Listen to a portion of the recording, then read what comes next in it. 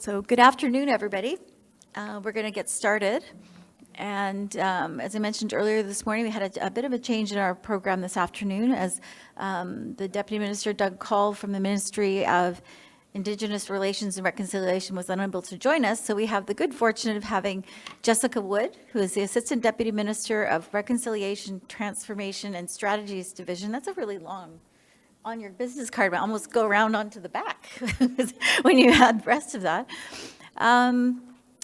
She's known as, and I'm not,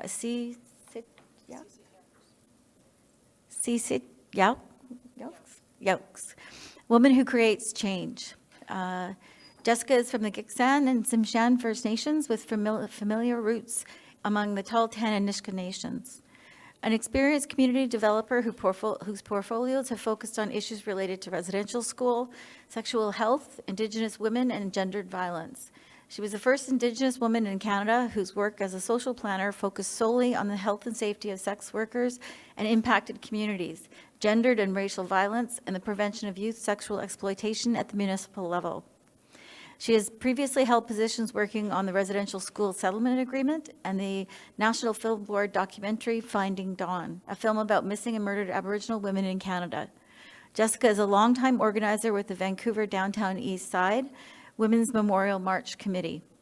As ADM, Jessica is responsible for a new division that will develop the government's reconciliation vision and lead the necessary transformation for BC to adopt and implement the United Nations Declaration on the Rights of Indigenous Peoples, the Truth and Reconciliation of Canada's calls to action, and the Chilcotin decision. So thank you for coming, and we'll welcome Jessica. Okay. I'm supposed to do a plug. I forgot. I was supposed to do this. When you hand in your evaluation, you will get a mug. And they're outside, and there's a box for those, and somebody is sitting at the table. What's the lady's name? Zoe is sitting at the table. And so in exchange for your workbook, which you've been diligently filling out for the last 2 days, you'll get a lovely mug with our logo. Okay, sorry.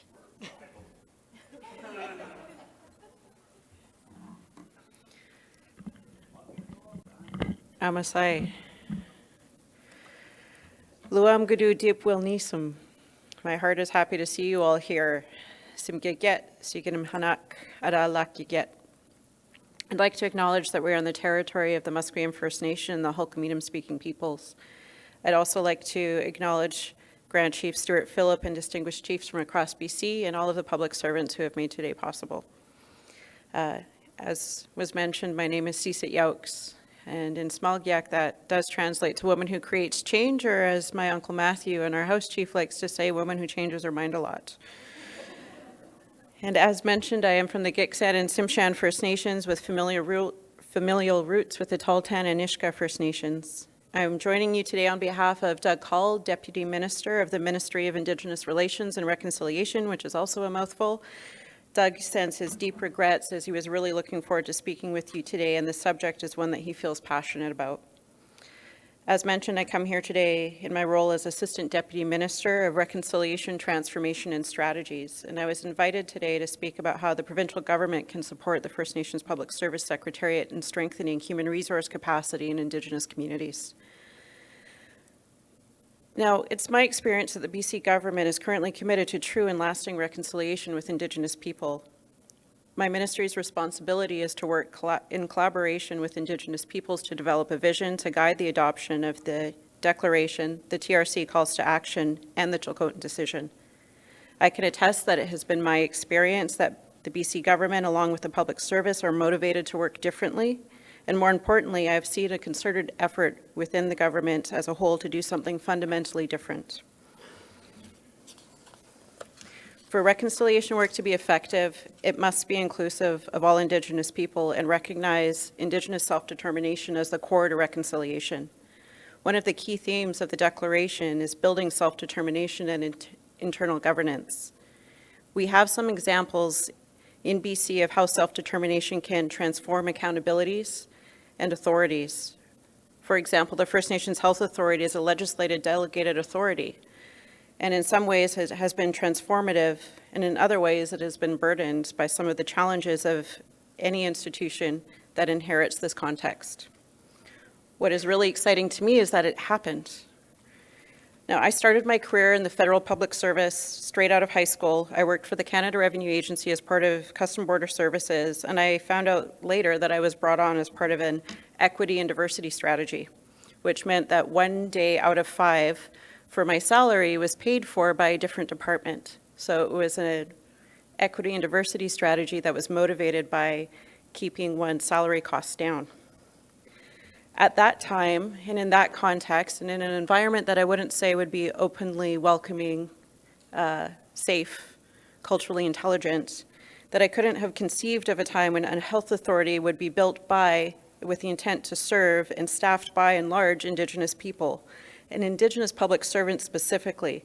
I didn't think it would be possible, let alone a reality, and what it shows me is that we have the competency for self-determination. We have the skills to do the work that serves, and we have an untapped workforce. No, I need to recognize that many Indigenous staff that serve communities are largely unpaid, or they wear many different hats, or so many different hats that you can't actually determine what their job or their role is. Many of us have come to our work by way of advocacy, as a means of service, as a means to address a need and to compel change to secure a future in our communities. Its true service is an important value that I know the Smoy-Get chiefs and matriarchs within my community both emulate and teach, but it is my view that these roles should be recognized as expertise and compensated accordingly. These are compensable skills. We are often called on all the time to consult on information, to educate other public servants on permits, land use, economic development, policy, programs, and legislation. And that just goes to prove that we have in all of our communities leaders in science, expertise in economies, societal resilience, land use planning, the environment, and much more. We have and are Indigenous professionals, and we have specific relevant competencies. Now, to do that work in the BC government, there are supports, training, education that support the development of the public service. That is compensable work in the public service. There should be no reason that there shouldn't be similar structures as appropriate within community. Now, I feel coming today that I'm preaching a little bit to the choir, and I get that. And we can get into a bit more relevant discussion after these remarks, but I wanted to talk a little bit about the opportunity that currently exists. There's been a lot of talk about alignment in mandate and commitment by both the federal and provincial governments. And there's been talk of alignment with 3 levels of government, including municipal government. But what really is happening is that the federal, provincial, and municipal governments are aligning to an Indigenous position and perspective.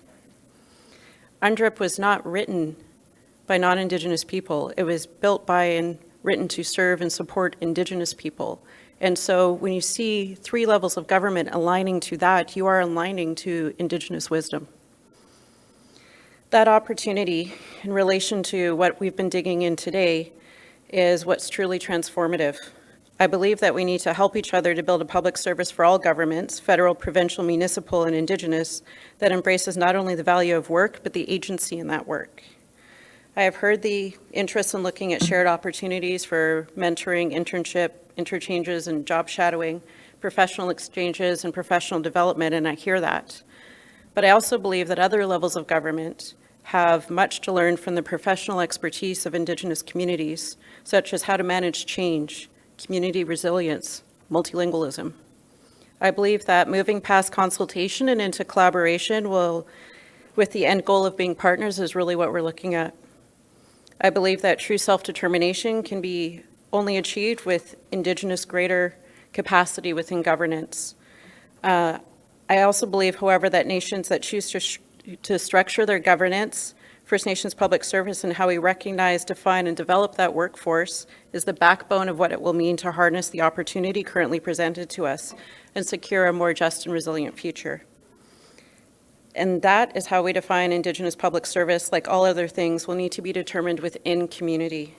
I believe that the opportunities for collaboration, and I want to be part of that, I believe in that, but I also believe in recognizing the role that youth and elders have to play within our community, that there is room for robust support within political organizations to also have a rich and technical public service that serves the needs regardless of who is either inherently in their seat by elected or by birthright. I look forward to working with the First Nations Public Service Secretariat and with Indigenous communities across the province as we move forward. I'm going to keep my remarks short to leave lots of room for Q&As. And to thank you all for letting me pinch hit a bit for our Deputy Doug Hall. Thank you.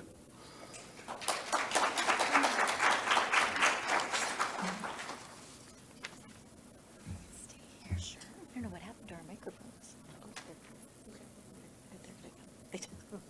They're going to bring them back, though. Thank you, Coach Jem. Thank you so much for pinch hitting. We really appreciate it. And I'm not sure how much information you've received on some of the things that we did do together in the previous iteration of the public service, but the job shadowing one, we had 11 people across BC in various ministries, job shadowing executive assistants, and a number of other opportunities. And we also were working on access to the BC Public Service Agency's courses. So we're looking forward to expanding on that. Are there any questions?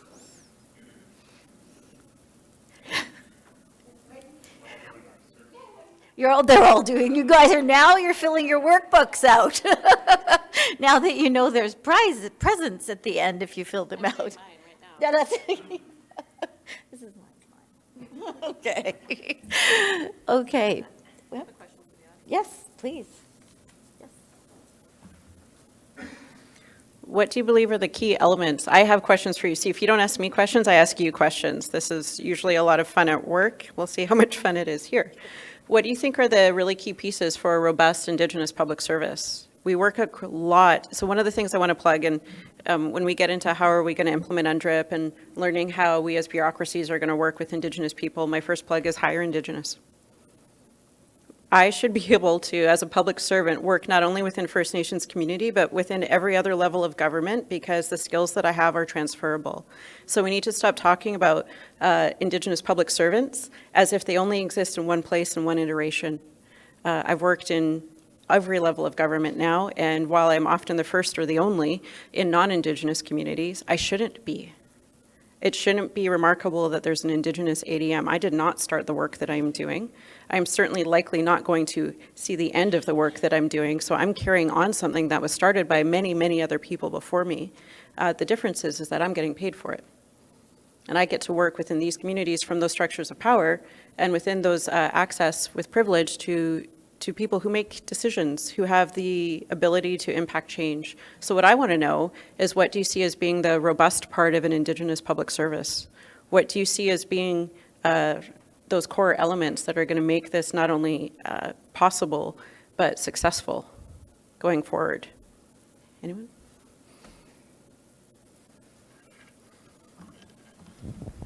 Run. Hi, I really enjoyed your speech, and my name is Becky Wilson. I'm from Stay Out First Nation, but I'm working with SICOM. Throughout this whole thing, I have seen our youth being represented here by this wonderful young man over here. And yours is actually the first speech I heard that, recognized our elders and our youth of our community. And without youth, you can't have elders. So I believe that, bringing that back. And I had the privilege of hosting the elders gathering in Seout. I worked with a group from Malaysia, and they sent the highest of their ranking there in their government. We sat at a table like this in a very quiet room. They asked us questions about our language. They were really interested in how we were bringing our language back on the island. And at the table with them, they did not answer a question without asking their elder first. They had an elder that traveled with them, and they would always look at him, ask the question in their language, and he would tell them what to say.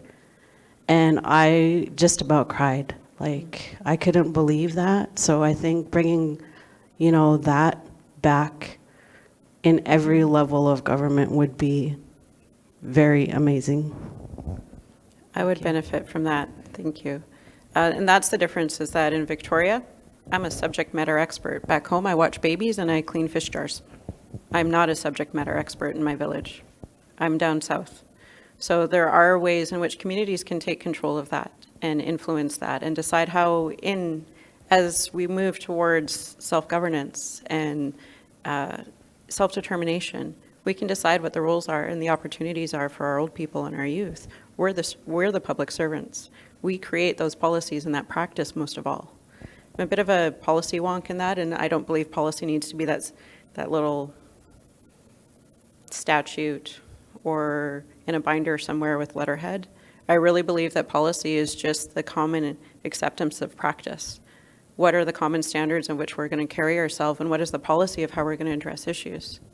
And so if one of the challenges is how to make sure that more people are included and we have more transparency and inclusion of our communities, many hands make light work, then that is an opportunity. And I do definitely believe in mentorship and also in guidance. None of us is a vacuum. So thank you for your comments.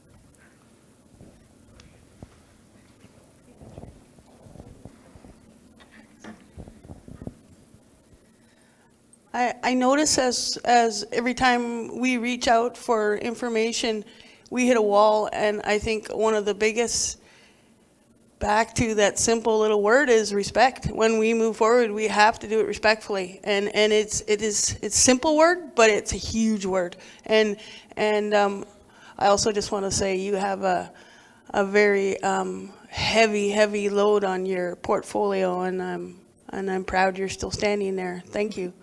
But this respect is not there. It isn't there today, and it isn't there with INAC, and it's worded, but it isn't there. And then, just like when we say reconciliation, it isn't there.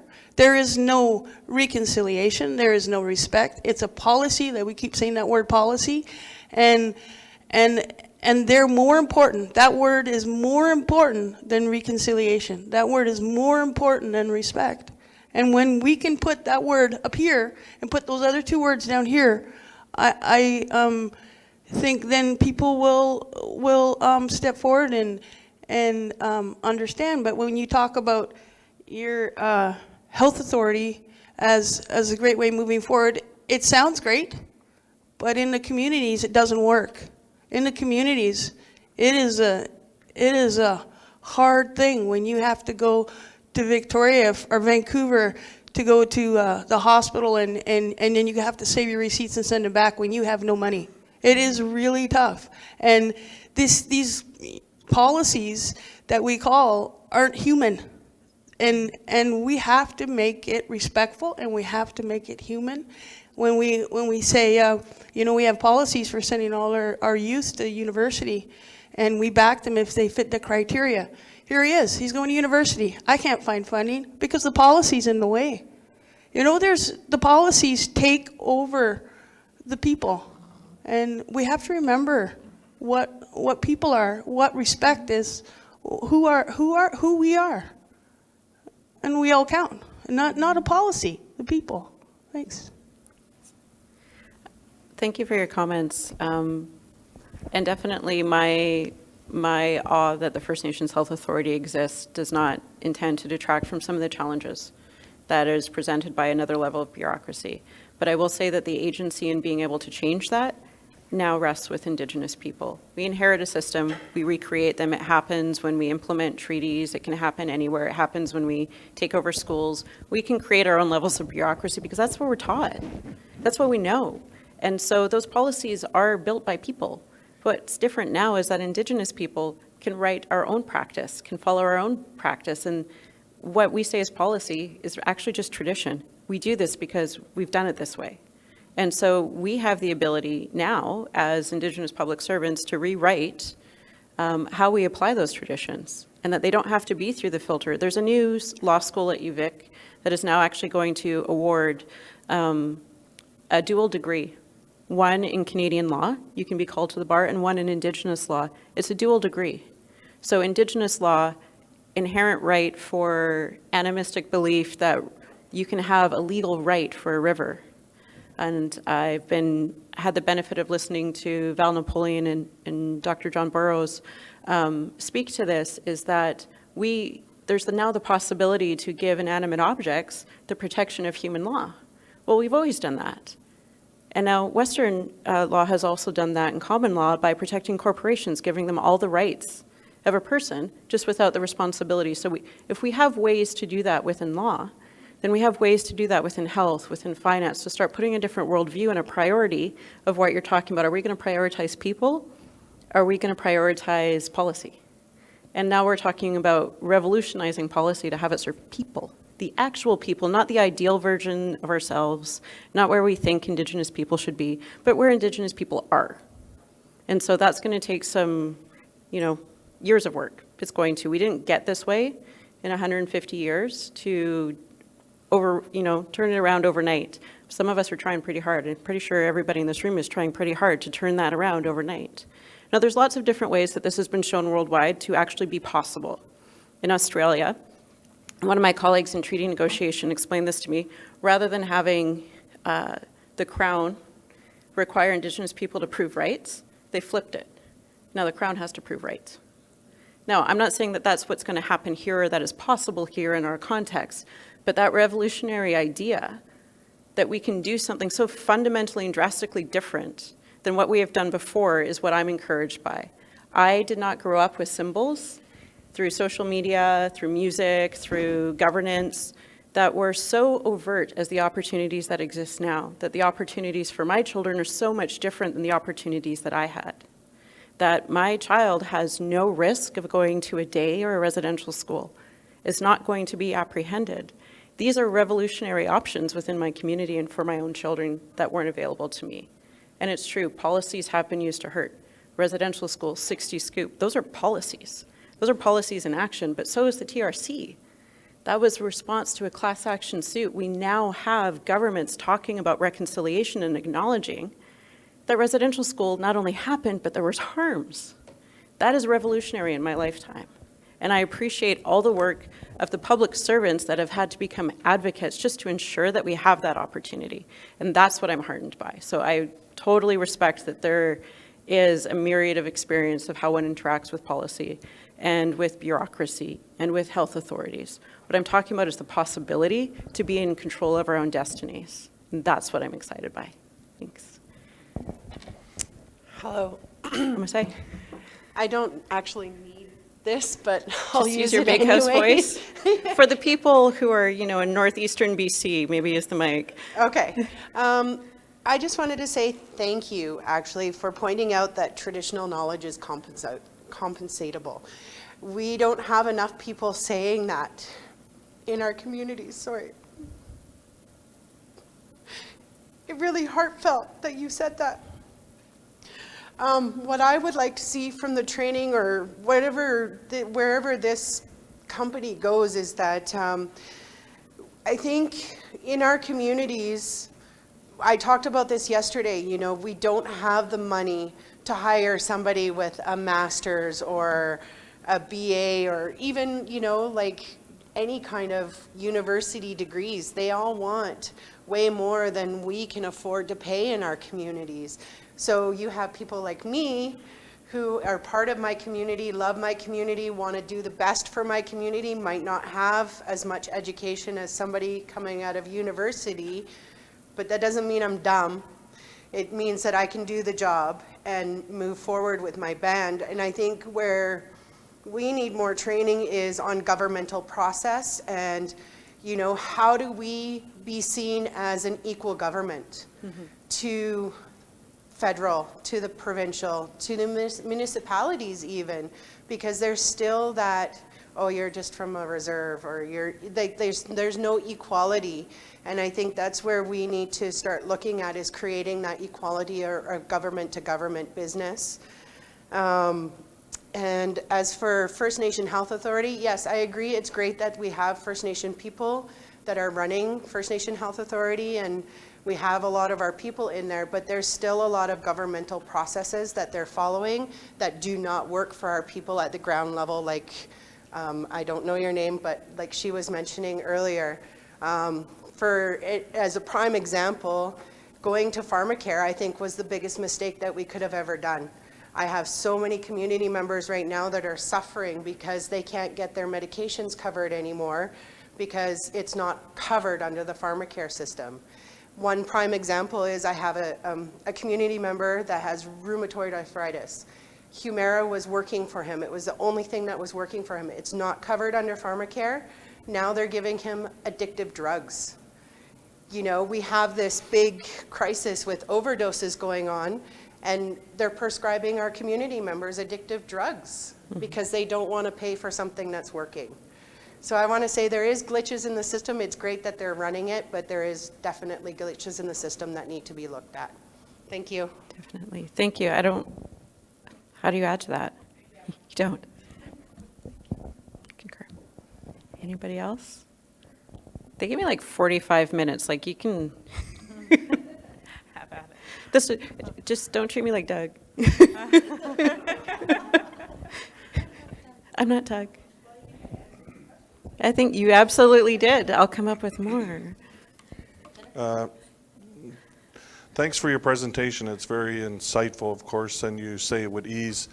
And I know when I got up to speak, I mentioned our laws and policy and everything. So it's good to hear in terms of, in terms of just down to earth, personal, people-wise. I think that's something that First Nations, obviously, or Indigenous, certainly think about a lot, especially those that work in our offices day to day. But I know we briefly spoke before you went up, and not only the title is long, but your work is going to be very important.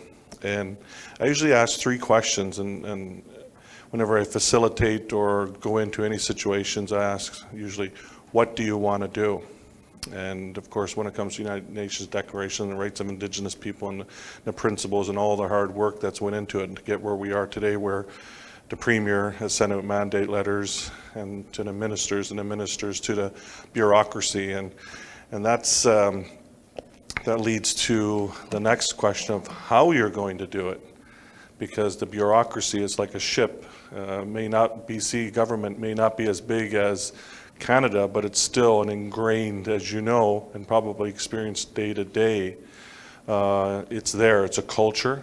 I won't go any further and say that because I don't have the insight as you may have, and I respect that you have work to do with your colleagues, but that bureaucracy, because we're hearing from the Prime Minister, we're hearing from the Premier, but then when we get down to the bureaucracy, we see a lot of resistance in the work. And I'm usually proactive, solution, action. So even I had to deal with the Premier, who we used to meet 4 times a year, and then got down to 20-minute meetings in 1 year. So, but with this Premier, it seems totally different. But it gets down to, again, that bureaucracy, which I appreciate you being there, but you being one of many. So I know it's going to take a while. And then finally, not only what and the how, but the who. And I know that can be certainly bounced off to, because when you're pointing the finger, there's 3 pointing back. That's the one I learned a long time ago. And we certainly have a lot of work to do. And Minister Jody Wilson-Raybould talks about that quite a bit, because I know when we met with Jody and we met with the federal government, we always come in, the summit and the Leadership Council, but when we have work to do in treaties, agreements, and other constructive arrangements for the First Nations Summit, the first thing we did for Jody was give her that 50-page document outlining all the things that we'd like to see done. And I know that you can't get it all done in 2 years. I certainly respect and understand that. So I know I'm kind of moving all over the place here because it's a big question. And I'm just kind of wondering about your insight of that. You don't have to explain everything, I know, but I thought I'd throw it in there since you were out of questions. So I usually don't ask questions, especially when Noted. Chief and Council. Yeah. Noted. Okay. Great. Yeah. Thanks. That's good. No, you don't usually ask questions, so I appreciate it. I think questions are really how we come to understanding, and I appreciate that you gave me a 3-part question, which is sort of like a hydra. If you cut off one head, it begets like 6 more. So we can fill up this time. What do I want to do? I want to do the foundational pieces to implement the declaration, the calls to action, and the Chilcotin decision. I want to put in those foundational pieces that regardless of who is in government, regardless of who's in the executive, regardless of which ministries exist or split off or form together, that there's a foundational shift in what we do in our work and why and with whom forever. When I say what, I mean that foundational shift that 7 generations from now looks remarkably different than what it does today. I think one of the questions that's being asked federally is very useful. What would our world look like if the Indian Act hadn't happened? What would our world look like? What would our public service look like? And so the how we're going to do it, it's a really good question. If you have any thoughts, I would love them.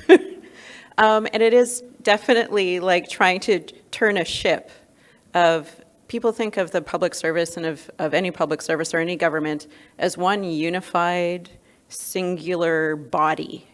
And I remember going into the federal government thinking that there was some sort of easy tool to communicate with my colleagues across the country. No, there isn't. There are silos within the provincial government, and that has served a lot of different purposes, and it's also been incredibly dysfunctional. And one of the things that you brought up, which I really appreciate, is what makes this possible now as an opportunity is that this premier and this government did put in every single mandate letter without an expiry date, by the way. Normally when you get a mandate letter, a minister will get a mandate letter that says, I am tasking you to accomplish this by this date. Now, there's no easy way to accomplish reconciliation in 3 years. But what there is to create an incredible amount of accountability and opportunity is to put it in every single ministry's mandate letter, which means it is not just my accountability. It is not my responsibility to do this for the province. It's everybody's responsibility within the public service to meet that mandate. Now, is there going to need to be tools? Absolutely. And what I want to focus on? Probably a few things. Economic development. When we talk about equity and diversity and opportunity for Indigenous community and for First Nations, we need to look at specifically how we are going to fund that. Economic development. That is something that intrinsically we need to be able to fund these public services that we say want to deliver the services for our community so that you don't have one person wearing 8 hats. You actually can diversify that. I believe that actually building the competency of the public service within the province is also a big point in that. And again, I'm not the PSA, but I can help and support them to facilitate that. And they have some really hefty goals, one of which is to appoint more Indigenous ADMs. This is where it gets into having Indigenous knowledge built in, makes a lot of those starting conversations like 10 feet ahead from where you would start if you need to explain the difference between Aboriginal, Indigenous, First Nations, Métis, Inuit. And if we can get past those starting conversations, then we can actually get to more productive conversations because we're using the same words, to your point, in the same way. What respect to me means might mean something different to somebody else. What reconciliation means to me, which is, in my understanding, a legal term to address attempted genocide, might mean something different to somebody else. We all recognize that it's work, but if we don't get there together, we don't get there. So those would be 2 pieces. I would say that having, see, what are some of the other hows? How are we going to get there? We also need to talk about, when you get on a train of thought, it just kind of goes, it's gone. I've got about 4 other pillars of things that I've actually spent some time in, and they're eluding me at the moment. So with who? I'm going to say everybody. I'm going to say that Indigenous people, I'm going to say that First Nations, but also Indigenous people who are disenfranchised. We can't recognize the impacts of residential school and the 60s scoop and not recognize that we have many Indigenous people that aren't in their community. We can't recognize that if you've been apprehended by the state for multiple generations, that you're going to have a foundational understanding of who you are and where you come from.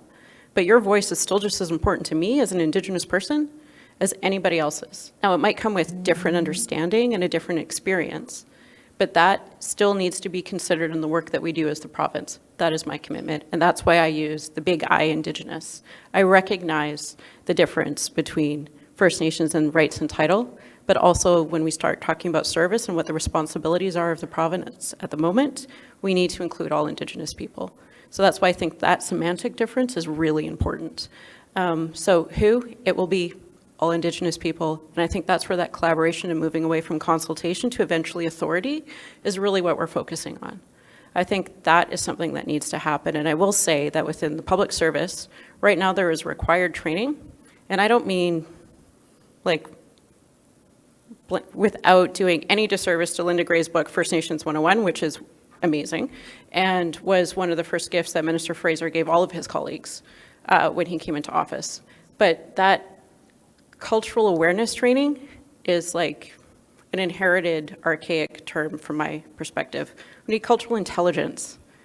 We need to start having that, and I do believe the public service is committed to that because they've asked our senior executives to have certain levels of training because attitude reflects leadership.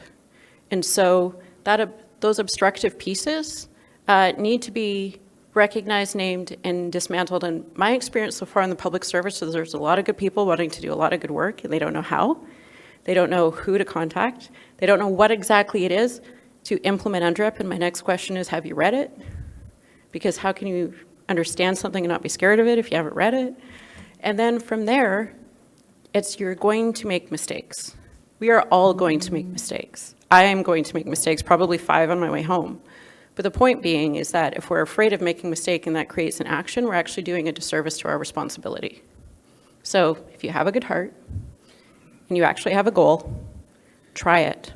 And take that constructive feedback that if you don't get it right the first time, try it again. So that's my short, abridged version of who, what, when, where, and why, because I've been called on to do it. I didn't ask for this one, but, and maybe we can cut the webcam, but when I was asked to take this on, I actually thought about it for about 3 weeks. This is not an opportunity that's been made available to a lot of Indigenous people before, and certainly not for long. And so I had to take my counsel, and I had to check in if this was not only an opportunity, but something that I could do justice to. So I'm hoping to, but I'm not going to do it alone, and I'm certainly not going to do the bulk of the work. I'm going to be talking about the things that other people not only have asked for, but can do. So hopefully we'll see what more of those conversations. There was another question, I saw it. First off, I have the microphone, so sorry to the other person on the other side of the room. So for me, it's more about sort of walking the talk, and when you're in the halls of the Legislative Assembly and the other people are around, is to be able to say very clearly, I'm a disgruntled First Nations person. I am an active senior manager in my organization, and I deal daily with referrals and the ministries that are we call it death by a million guppy bites. And I hear you say a pillar would be economic development. Well, I get told by a natural resource direct regional manager that I can't talk to him about economic development. When it comes to the land, I need to say it's my sacred place, it's my culture, it's my practices that are going to be affected and impacted. If I say it is impeding my future economic opportunities, he smiles and says, I'm going to make the decision to support the entity to get their rights to continue to harvest. And when I asked him very clearly, I said, well, when you made that decision, did you in any way, shape, or form think of the culture or the sacredness or the something of that business corporation, or did you think about them and their economics? And he's like, well, I thought about them and their economics. And I'm like, I don't understand how it's not the same for me then. Like, I get that I'm supposed to save the trees, and I get that I'm supposed to be a keeper of all for the next 7 generations. But my world today is so dramatically different than the ancestors' worlds. And the world for my yet-to-be-born relatives will be very, very different. And I don't have enough money to provide all the things that we need And that's as fundamental as, I don't have enough money to send people for language training. I don't have enough money to pay for the people to go for medical rides and such. And it's a really difficult place when I'm a highly educated individual. I'm part of the 60 Scoop. I came home. I had to work hard to be welcomed. And I'm still one of the people that they look at and go, it's okay if you just left. It would be fine.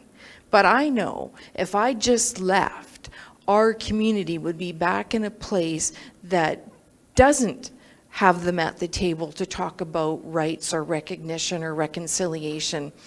And I mean, so, I smile. My friend here gave me a really awesome recommendation, and I'm thinking, I really appreciate that.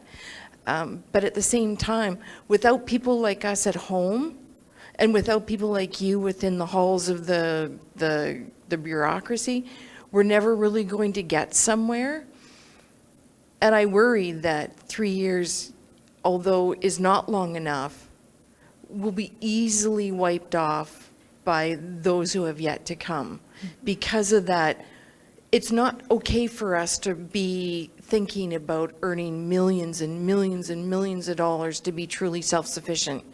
We are only to be the people who live a very modest life. And yet, I heard the students in the room earlier yesterday saying, I barely can afford to live in Vancouver, but it's the best place for my academic choice to make myself, the next successful group. And it's just so tough because we need the economics. And a dollar is not a dollar like it was before. We need millions and millions of dollars. So a bit of a question in there. Please push the issues forward that the economy and the economics of our world needs to be considered. If it's $1 billion project, we should be earning $1 billion rather than, no, not for you. There is definitely, I don't think that's a well-kept secret that we're supposed to be altruistic before anything else, and altruistic to no end, that the health of our communities can decline as long as we are not somehow taking advantage of the resources within our communities. If we're not taking advantage of the opportunities presented to us. And you'll see that when you start bringing self-determination to those communities that have that option, that have gotten to that place, how many kids in care do they have? Any? So are we talking about poverty? Are we talking about managing poverty? Are we talking about managing wealth? We can no longer expect Indigenous people to manage poverty as the ultimate outcome. We need to start looking at all of the opportunities to be rich and successful and have our communities stable for the long term. So yes, 3 years is not long enough. What if we could do some foundational things that are not so easily undone? I'm not looking for, the surface to change. I'm looking for that deep transformational change that 7 years from now, 7 generations from now, there is a transformative change on the landscape of bureaucracy and within the province. And I make that pretty clear before I was asked to come in and do that work. So I do believe that there's support for that type of transformational change, and I do believe there's an appetite. I think there's a discomfort with how we get there, and unknowing of how to replace the assumptions and the beliefs and the words that are used in a different way. And some of that will come through succession planning as we replace people within the public service. But imagine now, 20 years from now, that if we were actually able to act on all of the mandates that exist within the provincial government in education, in MCFD, in advanced education, what is going to need to be the requirement for training within the provincial public service 20 years from now, if somebody has actually had access to this information and knowledge from birth, has had access to this information and knowledge and resources, if there was actually adequate healthcare available to First Nations people that meets their needs in a culturally safe way, that allows them to live and thrive within their community and have a role and responsibility regardless of their age. What are the outcomes going to be that are different than they are today? And that's what I'm trying to invest in. And I do believe that I have an investment in that from my colleagues as well. So they don't know how. I don't know how.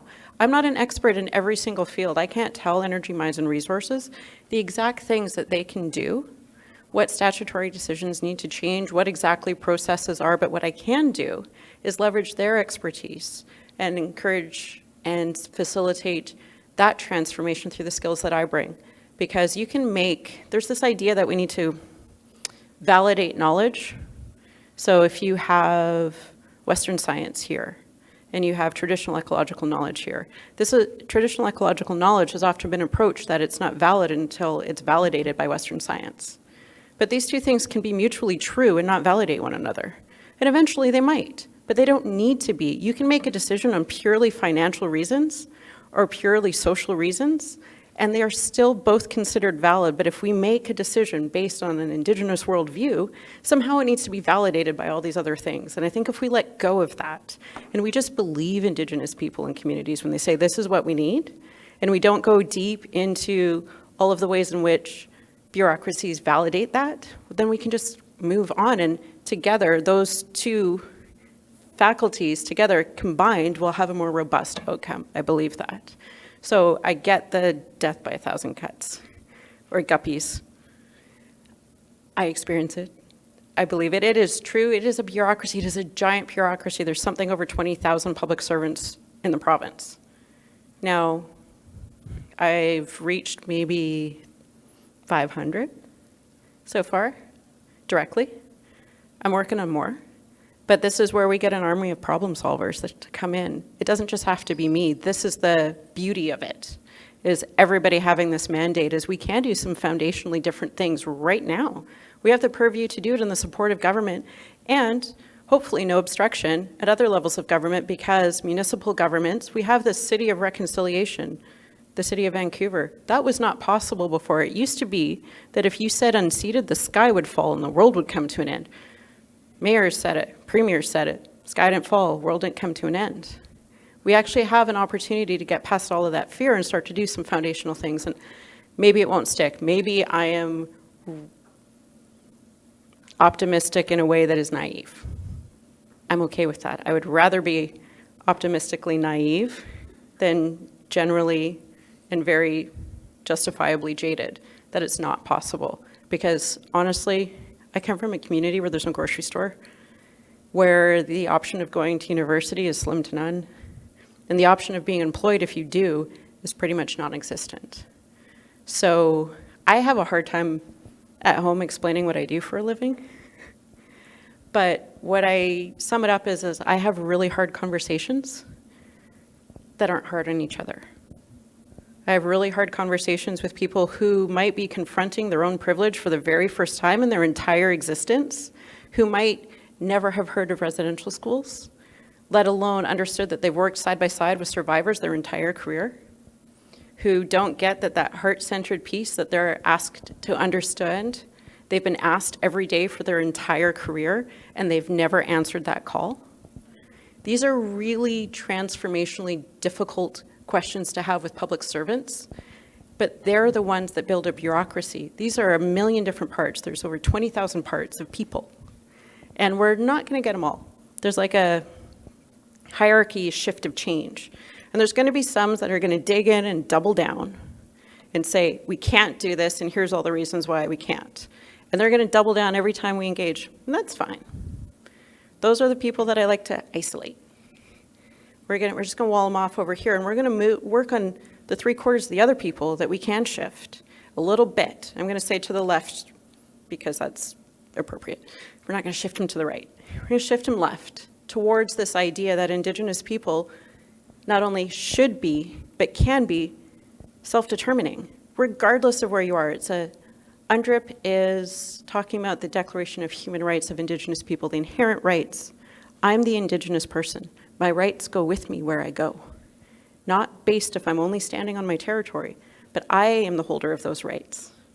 So if we start to recognize and start to qualify that as we carry ourselves through our work, it's really hard to argue to my face that my rights aren't with me, because I can assert them. I can speak my language. I can keep my kids. I can go to school. I can name those things in those rooms with those people in the hallways, at the meeting table, and ask for something different. And honestly, Who's going to argue with me? I've been Indigenous my whole life. This is my experience. Who is going to argue with me? Not many, because it puts that human capacity that you're talking about that is pretty much inherent in every human. Now, some of it is not totally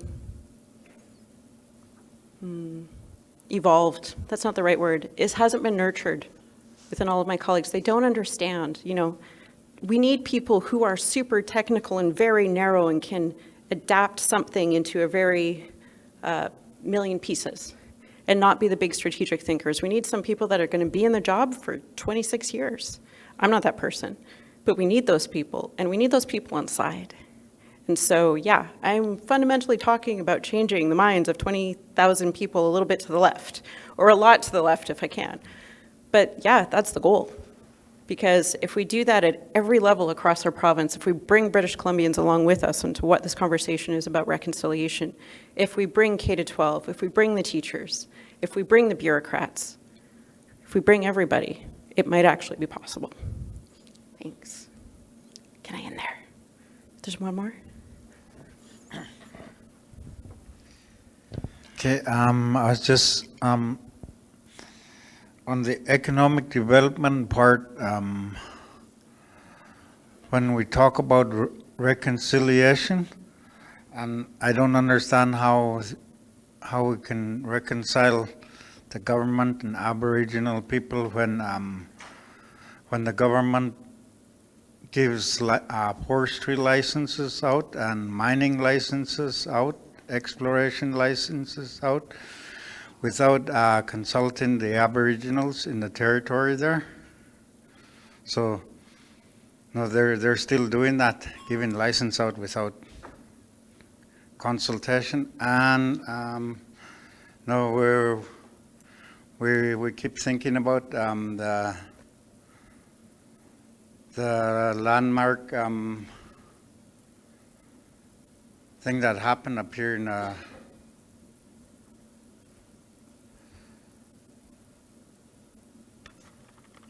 I think you mentioned it earlier, the just up here in Williams Lake, that court case, that Chilcotin decision? that Chilcotin decision, yeah. So that's my question. Why are they giving licenses out without consulting Native Aboriginals in the territory? So those sound like two different questions. In terms of licensing, I don't work for FLNRO. I don't work for EMPR. I'm not sure which licenses you're speaking to. And if you have a specific issue, I'm happy to bring it back to my colleagues and try to advance that. In terms of consultation versus collaboration and there being no consultation, I don't know the structure under which those decisions are being made, but I am totally happy to bring that back to our team and have a conversation about it. I do believe in collaboration, and I do believe that that is one of the tenets of the declaration. So I'm not sure exactly which piece you're talking about, but I'm happy to dig deeper into that one-on-one.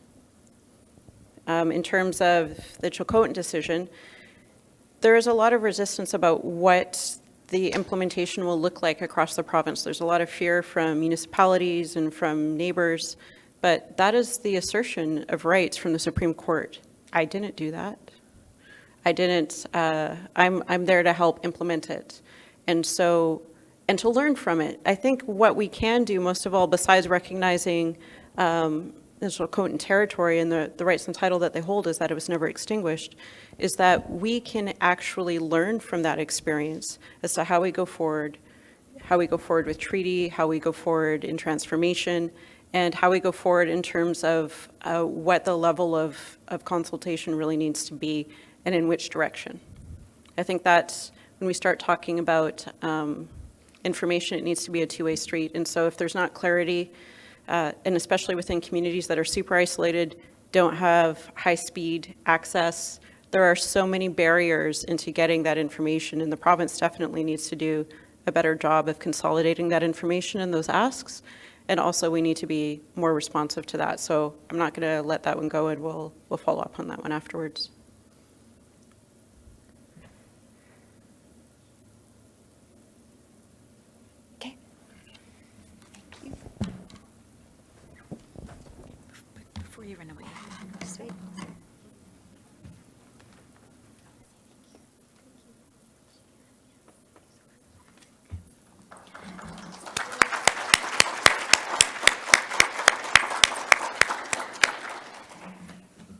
I think we've been very well taken care of by our ancestors these last 2 days. Our plans were one way, and then they changed direction, and everything has turned out so well. We're so glad you could be with us, Jessica, this afternoon. That was fantastic.